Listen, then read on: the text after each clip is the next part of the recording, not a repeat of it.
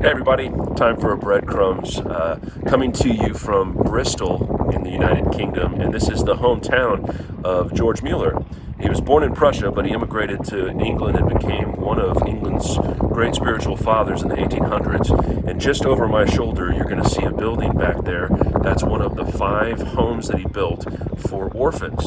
And so he was known as a man of prayer, a man of great faith, and he went on apostolic journeys later in his life, after he was 70 years old, actually. Quite remarkable considering the mode of transportation that was available, his age, and the conditions of the earth. I mean, he was in India, he was in some parts of Russia, he was down into New Zealand and Australia, came across to America, and they say that he preached to over 3 million people, and that in his lifetime, in these 5 houses, you could house approximately 2,000 orphans at a time, but he fathered with his staff about 10,000 orphans over the lifetime of that orphanage. And so, remarkable man of faith, a remarkable man of prayer. And they say that he never asked anyone for money. He just was on his knees, and he would bring his need to the Lord, and the Lord would supply all that he needed. And so, what a great testimony to Bristol, to the United Kingdom, and to us that see these buildings here today of the nature of who God is and his faithfulness, and of course, his love for the orphan and the widow. And so George Mueller also was a man of the Bible. They say he read the Bible over 200 times in his lifetime, often on his knees. And so a remarkable testimony of this apostolic figure. And we were reading yesterday at the museum. We're staying with friends, and the grounds that you see behind me are cricket grounds, which is pretty cool. So we're overlooking this amazing, beautiful field. But the George Mueller Museum is right next door. So we spent a little time kind of looking at that yesterday.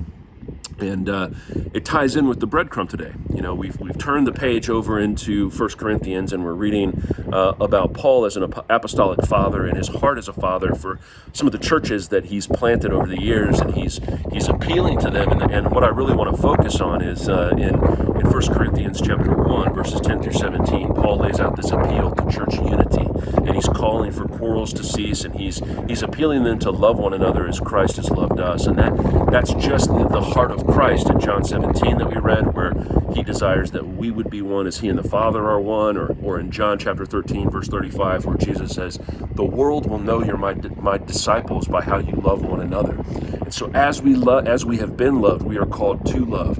And apostolic fathers and mothers will always call God's people to that standard, because that's really the only measure that matters. And we're going to read in this letter here in a few chapters, the famous 1 Corinthians 13, where Paul says, you can know all these mysteries prophetically, you can understand all these prophecies, you can speak in tongues, you can even give your body to be burned, but if you don't have love, it profits you nothing.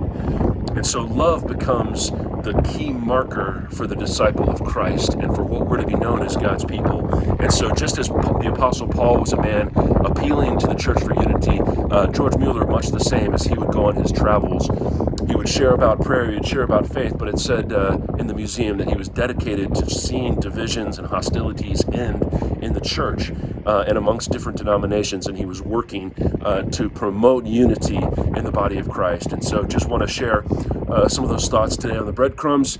Appreciate you guys, and look forward to talking to you real soon, and hope you're enjoying our read through Acts, and now we're into 1 Corinthians. God bless you.